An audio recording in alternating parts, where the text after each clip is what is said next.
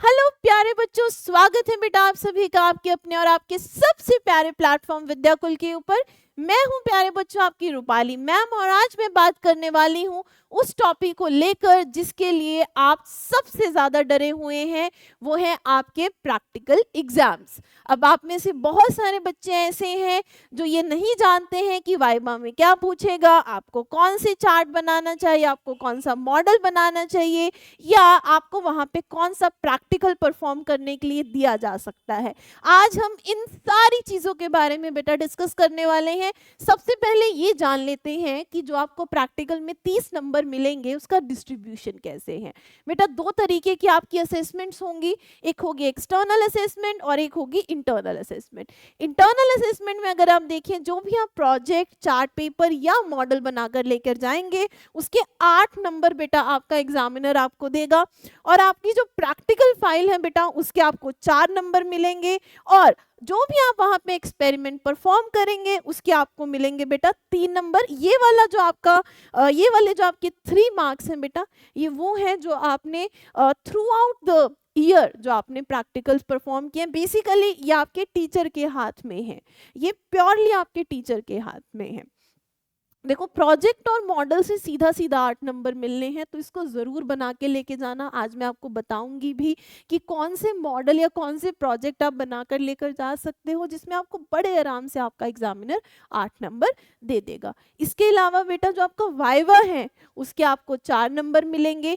वहां पर बेटा आपको 3 एक्सपेरिमेंट्स करने होंगे। एक तो होगा आपका क्वालिटेटिव एनालिसिस का जिसमें आपको एनाइंस या केटाइंस का आइडेंटिफिकेशन करना होगा।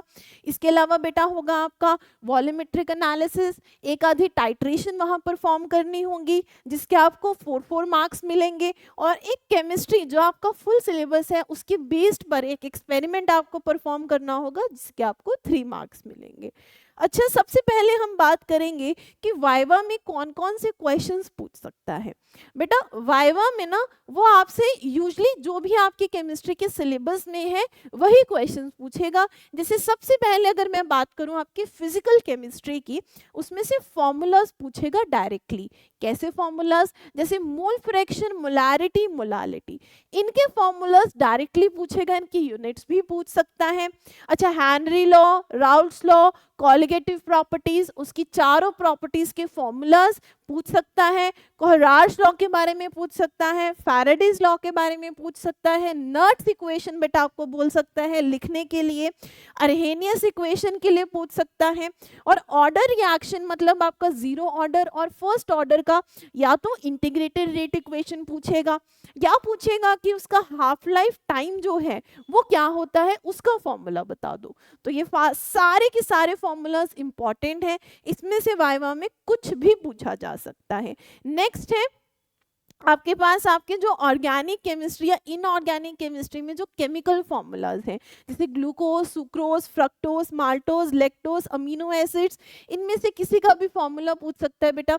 या तो स्ट्रक्चर दे देगा और बोलेगा कि इसका नाम बताओ, या आपके पास नाम दे देगा और बोलेगा स्ट्रक्चर बताओ। इसके अलावा aniline, anisole, toluene, acetanilide, acetic acid और भी बहुत सारे हैं, जैसे आपका बेंजल्डिहाइड है, फॉर्मेल्डिहाइड है और आपके पास आपका एसिटाल्डिहाइड है। जो कॉमन नेम्स होते हैं ना, वो कॉमन नेम से आपसे स्ट्रक्चर पूछेगा या स्ट्रक्चर बता के बोलेगा कि इसका कॉमन नेम बताओ। इंपॉर्टेंट है, कॉमन नेम्स काफी इंपॉर्टेंट है अगर मैं वाइवा के टर्म्स में बात करूं। फिर मोहर सॉल्ट की बात करें बेटा, या कोऑर्डिनेशन कंपाउंड में आपके पास आपका कोई कंपाउंड आपको दे देगा और बोलेगा कि इसका आयुपेक नॉमेनक्लेचर बताओ, या आपके पास आयुपेक नॉमेनक्लेचर बताकर बोलेगा कि आपका कंपाउंड वहां पे लिख दो। इसके अलावा बेटा और क्या पूछ सकता है? और पूछ सकता है बेटा आपकी जो डिस्टिंग्विश टेस्ट रिएक्शंस होती हैं जैसे आपके लुकास टेस्ट की हम बात करें, उसमें हम 1 डिग्री, 2 डिग्री, 3 डिग्री अल्कोहल को क्या कर सकते हैं? डिस्टिंग्विश कर सकते हैं। तो पूछ सकता है कि आपके पास 1 डिग्री में क्या होगा, 2 डिग्री में क्या होगा, 3 डिग्री में क्या होगा, है ना। और आपके पास जैसे टोलन है, फेलिंग है, बेंडिक है, ये एल्डिहाइड का आइडेंटिफिकेशन टेस्ट है। फिर उसके बाद आपका आइडोफॉर्म हो गया बेटा, ये या तो एसाइल ग्रुप या आपके पास जो आपका CH3CH ग्रुप होता है उसका आइडेंटिफिकेशन है। फिर कार्बाइल अमीन टेस्ट आपके प्राइमरी अमीन का आइडेंटिफिकेशन है। हिंसबर्ग टेस्ट हो गया बेटा, और आपके पास ब्रोमीन वाटर टेस्ट हो गया। ऐसे तमाम टेस्ट जो यहाँ पे लिखे हुए हैं, इन टेस्ट में से कोई भी टेस्ट पूछ सकता है, बट ये मेजर मतलब जो मैंने यहाँ पे लिख दिए है ना, इसके बाहर पूछे जाने की प्रोबेबिलिटी बहुत कम है। अगर आपने इतना प्रिपेयर कर लिया तो इसमें से शॉर्ट आपके वाइवा का क्वेश्चन जरूर निकल जाएगा। उसके बाद named reactions, very very important in term of organic chemistry. आप ऐसा मान के चलिए कि आपके वाइवा का एक क्वेश्चन पक्का आपकी नेम रिएक्शन से होगा। क्या पूछ सकता है? Sandmeyer, Gattermann, Finkelstein, Swarts, Wurtz Fittig या Friedel Crafts, Reimer Tiemann, Rosenmund, Etard, Cannizzaro, aldol या HVZ रिएक्शन। और क्या पूछ सकता है ma'am? Hofmann bromamide, carbylamine, diazonium coupling reaction, very important, diazonium coupling reaction पूछे जाने के बहुत ज्यादा चांसेस हैं। स्टीफन गटरमैन कोच और Williamson ether synthesis, Williamson ether synthesis के भी पूछे जाने के काफी ज्यादा चांसेस हैं।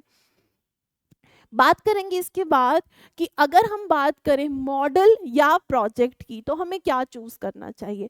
अगर तो देखो तुम फिजिक्स की बात कर रहे हो बेटा, तो वहां पे तुम्हें कोई प्रोजेक्ट बनाना चाहिए, वहां पे प्रोजेक्ट के नंबर ज्यादा मिलेंगे। लेकिन केमिस्ट्री में अगर आप कोई अच्छा सा चार्ट पेपर बना ले या कोई मॉडल बना ले, थर्मोकॉल की शीट के ऊपर एक मॉडल बना ले, वो भी आपको बढ़िया नंबर दिलाएगा।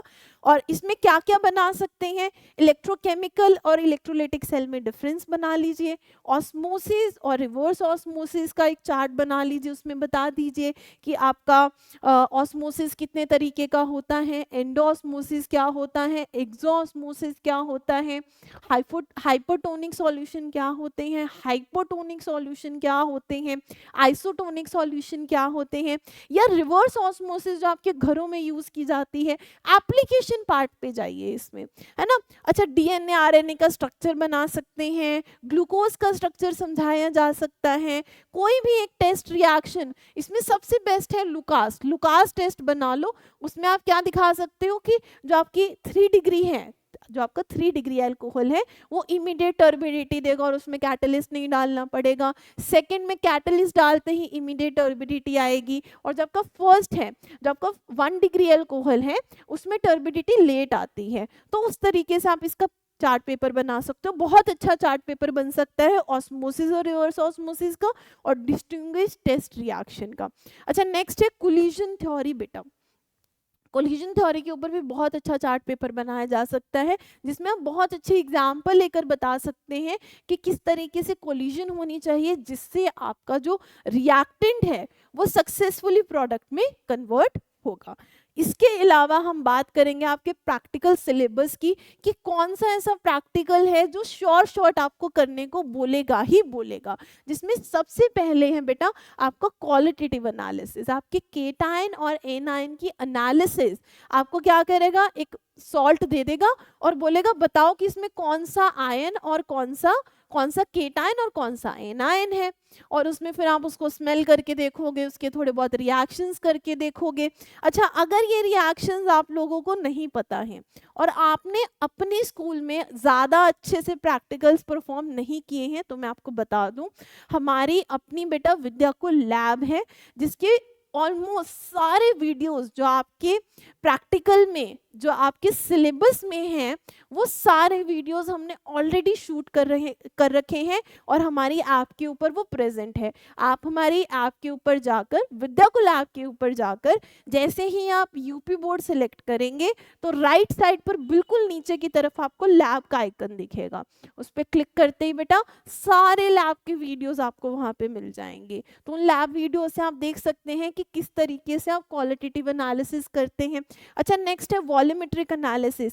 एक आधा टाइट्रेशन करने को बोलेगा, फॉर श्योर बोलेगा, और 99% KMnO4 का जो होगा टाइट्रेशन होगा आपका, और इसमें या तो कंसंट्रेशन निकालने को बोलेगा या स्ट्रेंथ निकालने को बोलेगा। तो ये दोनों आपके एक्सपेरिमेंट्स ऐसे हैं कि ये करने को बोलेगा ही बोलेगा। 4-4 नंबर के आपके ये एक्सपेरिमेंट्स होंगे। इसके अलावा आपको एक एक्सपेरिमेंट और करना होगा जिसमें सबसे ज़्यादा जो चांसेस हैं वो है फंक्शनल ग्रुप आइडेंटिफिकेशन के। आपका एल्कोहल, एल्डिहाइड, कीटोन, आपका कार्बोक्सिलिक एसिड या एमीन का आइडेंटिफिकेशन करने को बोलेगा आपको। और भी बहुत सारे प्रैक्टिकल्स हैं देखो जो आपके सिलेबस में हैं, जैसे ये इलेक्ट्रोकेमिस्ट्री के प्रैक्टिकल्स हैं, केमिकल काइनेटिक्स के प्रैक्टिकल्स हैं, है ना। और आपके पास ये ऑर्गेनिक केमिस्ट्री के बहुत सारे प्रैक्टिकल, जिसमें सोप बनाना हो गया, एनालिन का प्रिपरेशन हो गया। इसमें पूछे जाने के चांसेस काफ़ी कम है। जो पूछा जाएगा वो या तो पूछा जाएगा आपसे क्वालिटेटिव एनालिसिस और वॉल्यूमेट्रिक एनालिसिस में से कोई टाइट्रेशन करने को बोलेगा या एक सॉल्ट दे देगा। इसके अलावा मोस्ट प्रोबेबली आपसे इन ग्रुप्स का आइडेंटिफिकेशन ही पूछेगा आपके प्रैक्टिकल में। क्लियर है यहाँ तक सभी को? आई होप इस वीडियो से अब आपको क्लियर हो गया होगा कि वाइवा में क्वेश्चंस कहाँ से आ सकते हैं और आपको किस तरीके से प्रिपेयर करना है ना। और जो आपके चार्ट पेपर है वो आप कौन कौन से बना सकते हैं।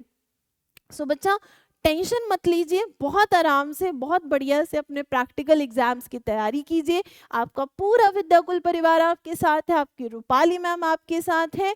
इसी तरीके से बढ़िया से पढ़ाई करते रहें। और अगर आपको ये वीडियो अच्छा लगा हो, पसंद आया हो, यूजफुल लगा हो तो अपने फ्रेंड्स के साथ इस वीडियो को ज़रूर शेयर करें। मिलते हैं आप सभी के साथ आपके अगले वीडियो में, तब तक के लिए गुड बाय स्टूडेंट्स।